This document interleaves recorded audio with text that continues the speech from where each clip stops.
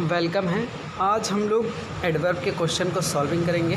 ठीक है, जितने क्वेश्चन एडवर्ब में मैंने आपको दिए थे 51 क्वेश्चन, उन्हीं क्वेश्चनों को आज सॉल्व करेंगे। ठीक है, तो 51 क्वेश्चन ना करके इसमें हम लोग लगभग 25 क्वेश्चन को करेक्ट करेंगे और 25 क्वेश्चन का डायरेक्ट टू डायरेक्ट पूरा आंसर ले लेंगे और आपको कम्प्लीटली समझ में आएगा। मैं रूल्स भी बताता चलूँगा। ठीक है, फिर देखिए आज का पहला सेंटेंस जो कल आपने PDF लिया था, होप कि आप लोगों ने सॉल्व किया होगा। तो देखते हैं, पहला क्वेश्चन है, although he is my bosom friend. ठीक है, I can not ask him for money without any vividly reason. बिना किसी एक ख़ास रीज़न के मैं उससे पैसे नहीं मांग सकता। अब दोस्तों, चूँकि आपको पता है कि ये एडवर्ब का क्वेश्चन है, तो इसमें क्या गलती है? गलती तो डी पार्ट में। क्यों गलती है इस बात को आप समझिए, क्योंकि कई बार क्या हुआ है कि इसी बेसिस को आपको याद रखना है। एडवर्ब में अगर आपने पढ़ लिया, अगर ये तरीका नहीं समझ में आया तो समझ लीजिए आपने एडवर्ब समझा ही नहीं। ठीक है, फिर मैंने एक बार और मैं एक्सप्लेन करने जा रहा हूँ, उसको आप सुन लीजिए ताकि आपको ये बात क्लियर रहे। ठीक है, क्या वो बात है, सुनिएगा ध्यान से। देखिए, जब कभी कोई नाउन लिखा रहेगा, ठीक है, तो उस नाउन के पहले हमेशा एडजेक्टिव लिखा रहेगा। ठीक है, उस एडजेक्टिव से पहले हमेशा एडवर्ब लिखे होने की कोशिश है। बस यही सीक्वेंस आपको ध्यान रखना है हर सेंटेंस में। कहीं नाउन लिखा होगा तो उसके पहले हमेशा एडजेक्टिव को ही आना है, ना कि तुरंत एडवर्ब आएगा। ठीक है, तुरंत एडवर्ब नहीं आएगा, पहले एडजेक्टिव आएगा फिर एडवर्ब आएगा। सेम इस क्वेश्चन में रूल लगा हुआ, देखिएगा इसमें लिखा है money without any vividly reason. अब रीज़न क्या, आपके पास एक नाउन है तो इसके पहले क्या होना चाहिए? एडजेक्टिव का यूज होना चाहिए। तो LY वाले सारे वर्डों को हम लोग क्या मानते हैं कि ये सब क्या हो सकते हैं, एक एडवर्ब के रूप में होते हैं, लेकिन सारे LY वाले एडवर्ब तो है नहीं। इस बारे में मैंने थोड़ी सी चर्चा की हुई है पहले दिनों में भी, और इसमें भी अभी चर्चा होगी। अभी मैं 25 क्वेश्चन आज सॉल्व कराऊँगा, कल फिर 25 क्वेश्चन और उसके रूल्स को भी कुछ मैं बताने वाला हूँ। ठीक है, तो आपको काफ़ी कुछ समझ में आएगा। ठीक है, नेक्स्ट ये मान के चलिए आपका एडवर्ब बहुत अच्छे से तैयार हो जाएगा, क्योंकि मैं कंप्लीट पढ़ाने वाला हूँ। और क्वेश्चंस 3 दिन की क्लास के बाद देखिए क्वेश्चंस भी आपको दे दिया। जैसे लिखा, Prabha was exorbitantly paid for how skilful she received the visitors and entertained them. इसमें देखिएगा, जब इस लाइन को आप पढ़ेंगे, कह रहे प्रभा वाज एग्जॉर्बिटेंटली पेड, मतलब एकदम उत्सुकता या बहुत ही तरीके से पेड कर दी। For how skilful she received, कैसे उसने प्राप्त किया। तो जब मैंने बोला था कि जब कैसे की बात आएगी, जब हाउ की बात आएगी, तो ऐसे कंडीशन में आप मैनर को डिनोट करेंगे। और जब मैनर को डिनोट करते हैं तो आप क्या करते हैं? LY वाले वर्ड्स को लाते हैं। तो स्किलफुल की जगह पे होना क्या चाहिए? वहाँ पे स्किलफुल्ली। ठीक है, जो करेक्ट आंसर आपके पास जाएगा वो क्या रहेगा? स्किलफुल्ली। ठीक है, हाउ स्किलफुल्ली। क्लियर? तो पूरी लाइन आप कलेक्ट करेंगे और रिसीव्ड के बाद, ठीक है, रिसीव्ड के बाद करिए या वैसे ही कर दीजिए, लेकिन विशेषता इसी रिसीव्ड की ये बता रहा है। देखिए, Prabha was exorbitantly paid for how she received skilfully, ये भी बोल सकते हैं तब भी सही, लेकिन लाइन ऐसे नहीं दिया, हाउ स्किलफुल्ली सी रिसीव्ड। ठीक है, ओके, नेक्स्ट क्वेश्चन पे चलते हैं। नेक्स्ट क्वेश्चन आपको क्लियर है? पहले देखिए, लिखा the captain came presently but I can't say where he has slipped out unnoticed. ठीक है, बात जब प्रेजेंटली की होती है तो मैंने आपको बताया था कि प्रेजेंटली का यूज हो या शॉर्टली का यूज हो। ठीक है, तो ऐसे कंडीशन में आप क्या करते हैं, इसके पहले वाला टेंस हमेशा फ्यूचर इंडेफिनिट में रहता है। ऐसा मैंने बोला है, फ्यूचर इंडेफिनिट रहता है। तो आप याद रखिए और इसकी मीनिंग को ध्यान रखिएगा। इसका मतलब होता है बिना देर किए। प्रेजेंटली और शॉर्टली का मतलब क्या मिलता है? बिना देर किए। फिलहाल इस क्वेश्चन में आप चाहें तो इस वाले पोर्शन में गलती कर सकते हैं, चाहे इसमें कर सकते हैं। ऐसा क्वेश्चन आएगा नहीं पेपर में, लेकिन आप इस बात को ध्यान रखिए, हो सकता है यहाँ भी गलती कर दें, यहाँ भी गलती कर दी। इन्होंने जो इस बुक में किया, मैं वो आपको बताना चाह रहा हूँ। इन्होंने क्या किया हुआ है, आप लेकिन एग्ज़ाम में एक काम करिएगा, यहाँ पर फ्यूचर टेंस को चलाइए, देखिए, ताकि वो सही हो पाए। वैसे इन्होंने प्रेजेंटली की जगह पे जस्ट नाउ का यूज किया है। आप भी क्या करेंगे, इसी को इनके क्वेश्चन के अकॉर्डिंग चेंज कर देंगे, जस्ट नाउ। ठीक है, आइए नेक्स्ट क्वेश्चन। लेकिन ये टेंस याद रखिए, जब भी प्रेजेंटली शॉर्टली की बात होगी हमेशा फ्यूचर की बात होगी वहाँ पे। नेक्स्ट क्वेश्चन देखिए आपके पास, नेक्स्ट क्वेश्चन भी सेम वैसे ही।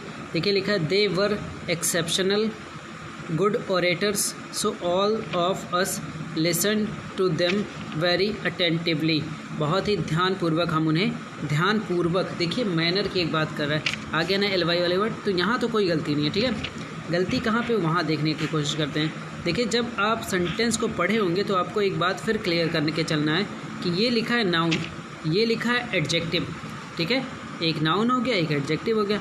अब भैया फिर एडजेक्टिव लिखना ठीक नहीं है, तो ऐसे में क्या करना पड़ेगा, इसे एडवर्ब बनाना पड़ेगा। और मैंने आपको बोला है एक बेसिक वीडियो जो मैंने पढ़ाया था कि एडवर्ब कैसे पहचाने, तो मैंने बताया था एल वाई वाले वर्ड से आप एडवर्ब पहचान जाएंगे। तो भाई यहाँ पे कर दीजिए एक्सेप्शनली, ठीक है, हो गया एडवर्ब, क्लियर है, ठीक है।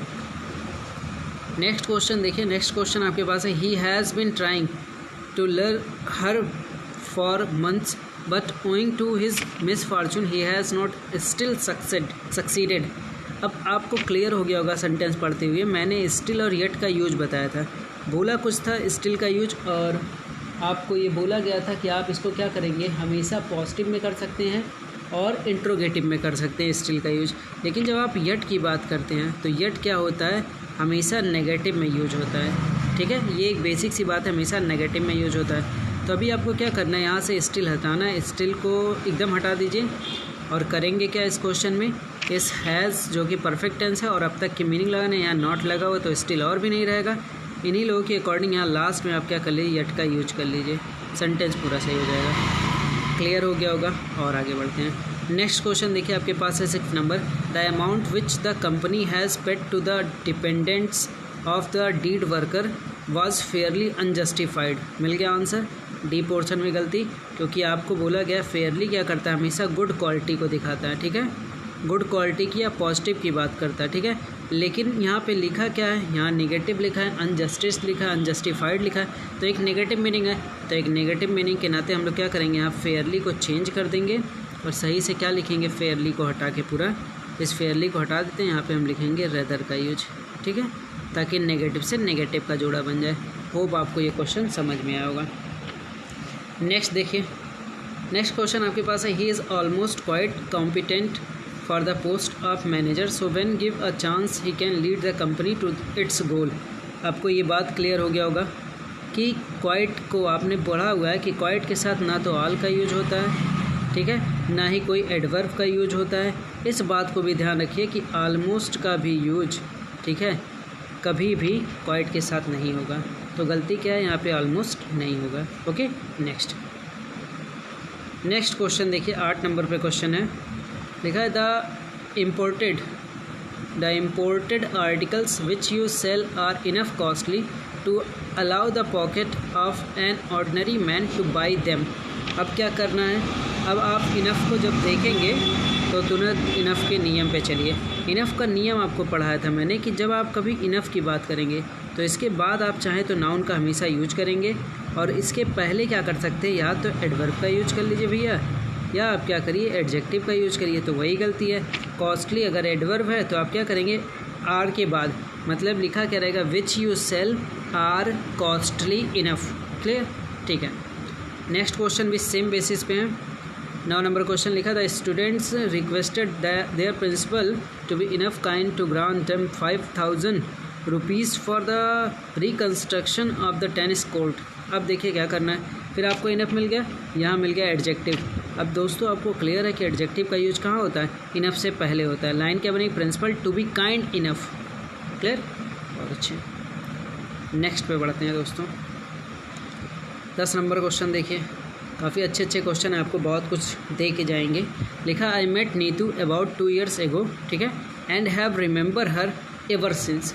ये देखिए मेरे मुंह से एवर सिंस निकल गया डायरेक्ट, क्योंकि तब से लेके अब तक मैं उसे क्या करूँ, याद कर रहा हूँ, ठीक है। तो क्या करना पड़ेगा, फॉर का यूज नहीं होगा भाई, याद रखिए। लाइन जब एवर के साथ आपको कभी यूज करना होगा तो एवर के साथ सीधा सिंस का पेयर चलता है, ठीक है। ये लाइन पूरी साथ ही रहेगी एवर सिंस, तब जाके वो लाइन सही होगी, ठीक है। तो लाइन में क्या गलती है, डी पार्ट में। नेक्स्ट क्वेश्चन पे चलते हैं।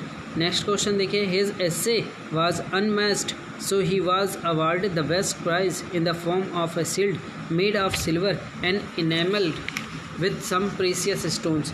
कोई गलती इस क्वेश्चन में, जब आप इस क्वेश्चन को पढ़ेंगे तो आपको कोई गलती दिखेगी नहीं, क्योंकि कहीं पे आपको एडवर्ब का कोई रोल ही नहीं दिख रहा है। देखिए सेंटेंस में कहीं एडवर्ब का रोल कहीं भी कहीं नहीं है, तो मतलब पूरा का पूरा सेंटेंस क्या है, नो एरर में है। नेक्स्ट देखिए, नेक्स्ट क्वेश्चन भी देखिए, कहीं पे कोई गलती नहीं मिलेगी। लिखा the leaders of striking teachers, ठीक है, स्ट्राइकिंग टीचर्स के जो लीडर हैं, ठीक है, called on the chief minister, chief minister को बुलाया, चीफ मिनिस्टर से बात की, फॉर निगोशिएशन, मूल भाव के लिए, एंड रिटर्न हैप्पीली, और अच्छे से या खुशपूर्वक वापस आ गए। सिंपल सा है, रिटर्न लिखा है ना, वर्ब के बाद कोई अगर लिखना भी होगा तो हम लोग क्या करेंगे, हमेशा वहाँ पे एडवर्ब का यूज करेंगे, ठीक है, क्लियर आप रखिएगा, क्योंकि वर्ब की विशेषता एडवर्ब ही बसाता है। नेक्स्ट देखिए आपके पास है, India played every careful right from the beginning of the match held at Sharjah in order to win the match. अब इसमें क्या करना है, सिंपल सी बात आपको समझ में आई होगी कि यहाँ पे केयरफुल लिखा है, तो ये जब वर्ब लिखा है, ठीक है, ध्यान से देखिए, ये वर्ब लिखा और वर्ब के बाद कुछ भी लिखा रहेगा तो आपको पता है वो लिखना पड़ेगा एडवर्ब में, क्योंकि इंडिया प्लेड एवरी केयरफुल्ली, तो ऐसे भी बना सकते हैं, लाइन ऐसे लिख सकते हैं, India played carefully every right, ठीक है, तो केयरफुल्ली को पहले ले आएंगे ताकि ये एडवर्ब बन जाए, और आपको पता है वर्ब की विशेषता कौन, एडवर्ब। बहुत अच्छे। नेक्स्ट क्वेश्चन पे चलते हैं। नेक्स्ट क्वेश्चन है, although he only earns 600 rupees a month, he manages to support his family.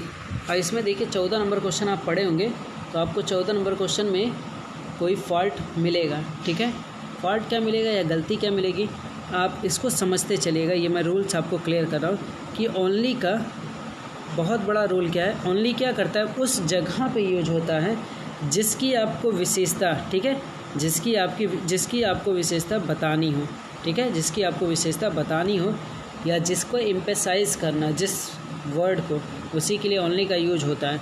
अच्छा, आप याद कैसे हमेशा रखेंगे, ओनली का एक ट्रिक याद रखिए, ओनली क्या होता है, हमेशा डिजिट्स के पहले आता है, ठीक है, हमेशा डिजिट्स के पहले यूज करिए ताकि लाइन और परफेक्टली हो जाए।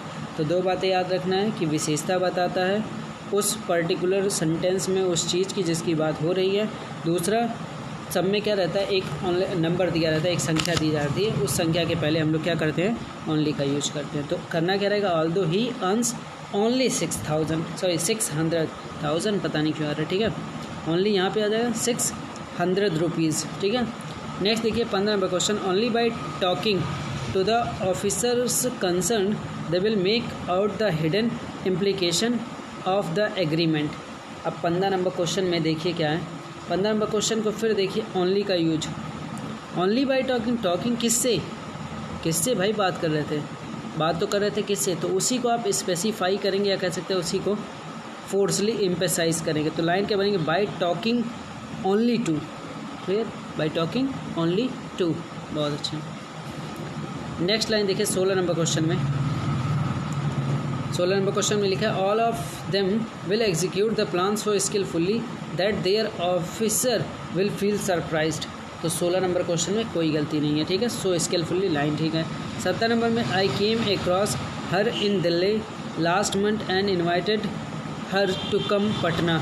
ये भी लाइन कोई दिक्कत नहीं है, पूरी लाइनें पढ़ते हुए चले जाइए, ठीक है। 18 नंबर क्वेश्चन में देखिए, 18 नंबर क्वेश्चन में लिखा, hardly likes the here my name after the rift which awkward between him and me. तो देखिए यहाँ पे जो हार्डली का यूज हुआ है आपको बाकायदे बताया गया, हार्डली के तुरंत बाद कोई क्या आएगा, हेल्पिंग वर्ब आएगा, उसके बाद क्या आएगा, सब्जेक्ट आएगा, ऐसे भी लिख सकते हैं, हाँ सब्जेक्ट ही लिख लीजिए, ठीक है। तो क्या बनेगा यहाँ पे, हार्डली डस, क्या बनेगा, हार्डली डस, क्लियर रखिएगा। नेक्स्ट 19 नंबर क्वेश्चन देखते हैं।